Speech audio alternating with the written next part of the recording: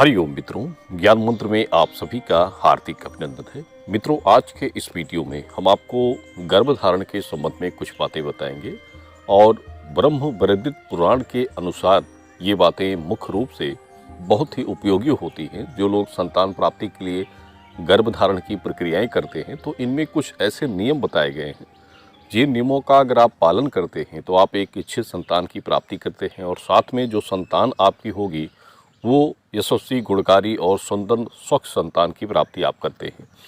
देखिए, सबसे मुख्य इसमें बता दें तो 3 ऐसी बातें होती हैं जिनको आपको ध्यान रखना चाहिए। और पहला इसमें बता दें तो जैसे एक सही समय का प्रयोग करना, एक सही महीने का प्रयोग करना।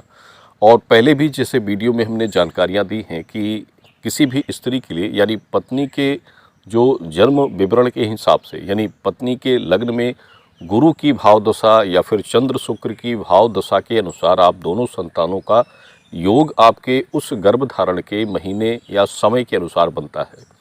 और जैसे चंद्र शुक्र की दशा स्थिति में कन्या के योग गर्भधारण से बनते हैं, गुरु बुध या मंगल की स्थिति से आप पुत्र योग को प्राप्त करते हैं। तो ये एक समय के अनुसार गर्भधारण का योग महीना इसके हिसाब से बनता है। तो ये भी एक ज़रूरी बातें होती हैं ध्यान देने के लिए। इसके बाद जो डेट आती है, डेट के बाद कुछ लोग ये गलती करते हैं कि गर्भधारण के एक सही समय के पहले वो कंसीव की प्रक्रिया में आ जाते हैं और ये एक सही तरीका नहीं होता है। किसी भी स्त्री की डेट जब भी आती है, आपकी डेट का सर्कल जब भी जितना भी हो, यानी 2 या 3 दिन आपका पीरियड चलता हो, लेकिन ये आपको ध्यान रखना चाहिए कि 5वीं रात्रि के पहले आपको कंसीव की प्रक्रिया नहीं करनी चाहिए। 5वीं रात्रि से जो आप कंसीव की प्रक्रिया शुरू करते हैं तो वो विषम संख्याओं का जोड़ बनता है और विषम संख्या के जोड़ में कन्या संतान के योग बनते हैं। 6वीं रात्रि से जो गर्भधारण की प्रक्रिया आप शुरू करते हैं तो वो सम संख्या का जोड़ बनता है। सम संख्या में आपको पुत्र संतान का योग प्राप्त होता है।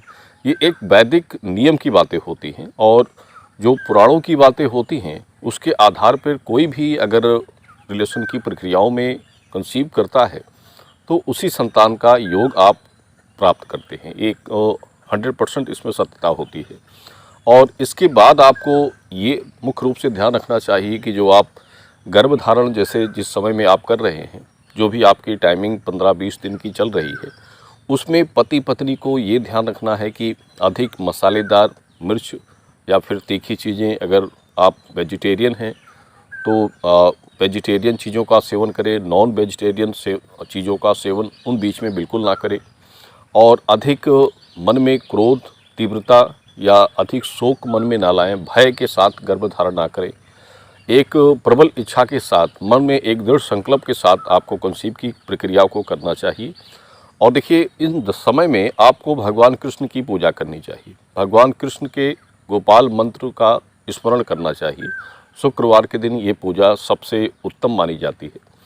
तो ये क्रिया भी पति पत्नी को करनी चाहिए और ख़ासकर ये स्त्री के लिए ज़्यादा लाभकारी होता है। अगर स्त्री इस प्रक्रिया के साथ सुबह स्नान के बाद भगवान कृष्ण की पूजा करे और संतान गोपाल मंत्र का एक माला जाप करे तो ये सबसे अच्छा समय होता है आपके लिए एक इच्छित संतान की प्राप्ति के लिए। जो लोग कन्या के योग को प्राप्त कर चुके हैं तो उनके लिए आगे जो इच्छा होती है उसके लिए ये सभी प्रक्रियाएं अच्छी होती हैं। तो इन चीज़ों का आप अगर सही ढंग से प्रयोग करते हैं तो हमारा 101% दावा होता है कि आप अपने अनुरूप संतान का योग प्राप्त करते हैं। जिस संतान की कामना है उसका योग आप प्राप्त कर लेते हैं।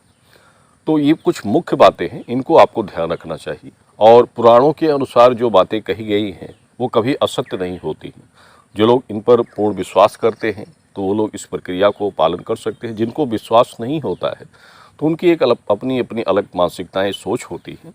लेकिन जो बातें सिद्ध होती हैं तो उनको किसी प्रमाण की आवश्यकता नहीं होती। तो यही कुछ विशेष बातें आपको बतानी थी। धन्यवाद। शुभ मंगल।